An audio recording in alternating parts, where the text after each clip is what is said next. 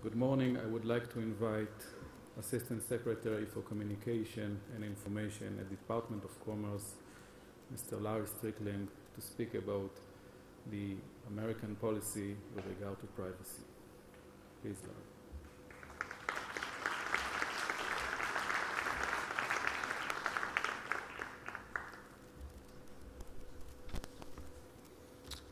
Thank you, Yoram. It's a real pleasure being here to speak with you at the 32nd International Conference of Data Protection and Privacy Commissioners. And I want to also thank Minister Steinitz, and although he couldn't be here, Minister of Justice Neiman, who invited me to come to Jerusalem this week to share the views of the United States on privacy and innovation. For those of you who do not know me, I am the administrator of the National Telecommunications and Information Administration at the Department of Commerce. NTIA, as we are called, serves as the principal advisor to the President on communications and information policy issues. And I'm here today to tell you that the Obama administration places a high priority on preserving and extending the Internet's transformational potential more broadly in our society. And it is vital to ensure that the global Internet environment continues to encourage innovation and creativity. The Commerce Department plays an important role in the administration's overall Internet policy effort. Early this year, our Secretary Gary Locke established an Internet policy task force to address 4 key public policy challenges facing the Internet. First, enhancing privacy. Second, ensuring cybersecurity. Third, protecting copyright. And fourth, ensuring the global free flow of information. In taking up these issues, we are guided by 2 dominant principles. First is the importance of trust. It is imperative for the sustainability and continued growth of the Internet that we preserve the trust of all actors. For example, if users do not trust that their personal information is safe on the Internet, they will stop using it and will decline to use new services. In the area of intellectual property, if content providers do not trust that their content will be protected, they will threaten to stop putting it online. Our second key principle is the commitment to the multi-stakeholder policy development model. There's little question that multi-stakeholder organizations have played a major role in the design and operation of the technical aspects of the Internet and are directly responsible for its success. So our approach, which we call Internet Policy 3.0, recognizes that the interplay among technical standards and design, multi-stakeholder institutions, voluntary best practices, and laws and regulations can ensure that the Internet continues to meet its economic and social potential. And in this model, a key role for government is to convene stakeholders to discuss critical technology issues, to bring them to the public's attention, and to work together across all interested parties to solve these challenging problems. This convener role is an important way to provide leadership on these issues while preserving the benefits of the multi-stakeholder approach. And we've taken these principles and put them into practice with our work on privacy and the other matters being pursued by the Internet Policy Task Force. At the outset, I want to emphasize how seriously Americans take privacy. A fundamental right against government intrusion on our physical privacy is enshrined in the 4th Amendment of our Constitution. We have strong statutory protections in sectors where sensitive information is found, such as health, finance, and education. And we have a world-class consumer privacy regulator in our Federal Trade Commission. A recent study has reported that 65% of adult Internet users in the United States have proactively taken steps to increase their privacy on social networking sites. And even while the conventional wisdom suggests that our younger users are somewhat cavalier about their privacy, surveys show that young adults are also taking steps to protect their privacy online. Industry groups in the United States are also taking an active role in protecting privacy. For example, a coalition of online advertisers recently announced a plan to provide consumers with more information about the ads they see when they actually see the ads. The idea is that there will be an icon in or near these ads so that consumers can easily find the privacy policies and opt-out pages. Voluntary industry activities like this are essential, but we must work to make them more robust, make them worthy of greater trust, and scalable on a global basis. The Internet Policy Task Force effort on privacy began by listening to everyone who was willing to talk to us: companies, trade groups, civil society, and academics. This past spring, we used these conversations to shape a notice of inquiry, which posed a number of questions about the connections between privacy policy and innovation. We held a public symposium in Washington where experts from all sectors shared their views on these topics, and we've been working informally but closely with our colleagues at the Federal Trade Commission.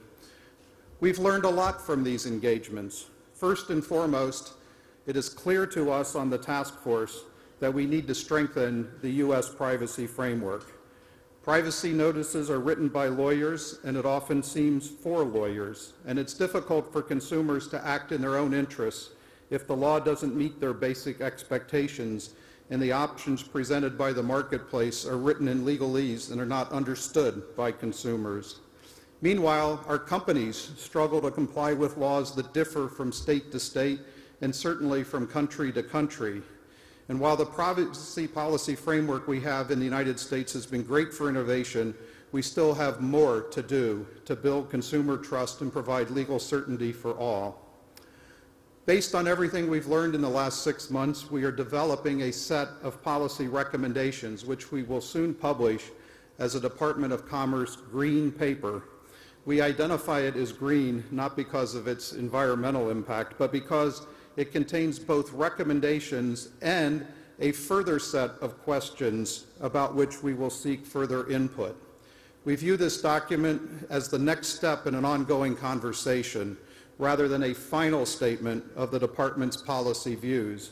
And in the end, our goal is to advance both the domestic U.S. and global dialogue and to contribute to an eventual Obama administration position on information privacy policy. So, what specifically needs to be done to strike a better balance in the United States between privacy and innovation? First, it is time that we adopt comprehensive fair information practice principles as the information privacy framework in the U.S. to clarify how personal data on the Internet is protected. Baseline privacy protections will build consumer trust and give businesses in the United States more guidance about what's expected of them. To borrow from one of the responses we received to our notice of inquiry, baseline fair information principles are something that consumers want, that companies need, and that the economy will appreciate. Second, we realize that government is not going to have all the answers, and along with the government, there are vital roles for industry and civil society to play in putting these fair information principles into practice in the United States. The implementation strategy will be critical so that we don't end up with just another set of boxes to check.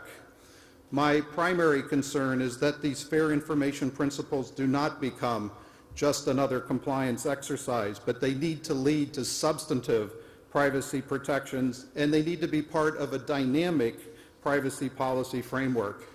And in that regard, I envision a strong role for voluntary, but, and I emphasize this point, enforceable codes of conduct, which should be developed through open multi-stakeholder processes as a way to fuel the dynamism we need. This approach recognizes that technologists and entrepreneurs, privacy and consumer advocates, business interests, and the government all have to work together to develop privacy policy. Launching such multi-stakeholder processes is indeed challenging, but we should have confidence in the process because similar global multi-stakeholder efforts have been successful, for example, in creating the underlying standards on which the Internet operates. The framework I have in mind would build on current successes with voluntary codes, but provide a more accountable institutional structure for the future. Starting in the mid-1990s, my organization, NTIA, working with the FTC, explored options to protect online privacy, working closely with industry groups and privacy advocates. And during that formative period of Internet privacy, the FTC played a pivotal leadership role based on its expertise in consumer protection and its role as the primary enforcement authority. The result was that major websites agreed to post their privacy policies explaining how they used personal information. Today, we can debate whether we rely too heavily on these notices, but it's the process that I want to emphasize here. The quick actions that many stakeholders took in the mid-1990s arrived at a consensus in the midst of dynamic and rapid technological change, and they did it much more rapidly than our legislature or our regulatory institutions could have acted, and that, in my mind, is a considerable success and one we need to continue. But making a multi-stakeholder process effective and dynamic requires everyone to stay engaged. Government can play a role as a convener or facilitator of the various constituencies, and in the area of privacy, I believe that the U.S. government should establish a privacy policy office to serve as a center of information policy expertise within the administration. This office would complement but not supplant the Federal Trade Commission or our other institutions in the federal government, such as the professional cadre of chief privacy officers we now have in many of our cabinet departments. A key role for this new privacy office would be to bring together the many different parties who are necessary to develop privacy practices. This institutional commitment to engage on information privacy issues in a dynamic, multi-stakeholder manner over the long term would do more than just help voluntary industry codes to develop. It would also be an important vehicle to help us better engage with all of you to address the privacy issues that we're all confronting. And that brings me to my third major issue, our desire for robust engagement with the global privacy community. The Obama administration realizes that the legal and policy framework surrounding the Internet, especially privacy, is complex both domestically and internationally. While we understand that governments must act to protect their citizens, we also wish to avoid fragmented sets of inconsistent and unpredictable rules that frustrate innovation and the broad commercial success of the online environment. So how can we go about this? Well, I'm here today, along with members of my staff, because we are committed to engaging with our allies and trading partners around the world to find approaches to data protection that build on our shared global commitments. Respecting individual rights, while also recognizing that there will be differences in the way societies go about protecting those rights, is vital in this regard. So I come here ready to learn from all of you. I come with a sense of hope that we can find ways to lower the barriers to the flow of information and innovative services around the world. And I come with a commitment to work with you to build cooperative cross-border relationships that ensure the protection of privacy values we all hold dear.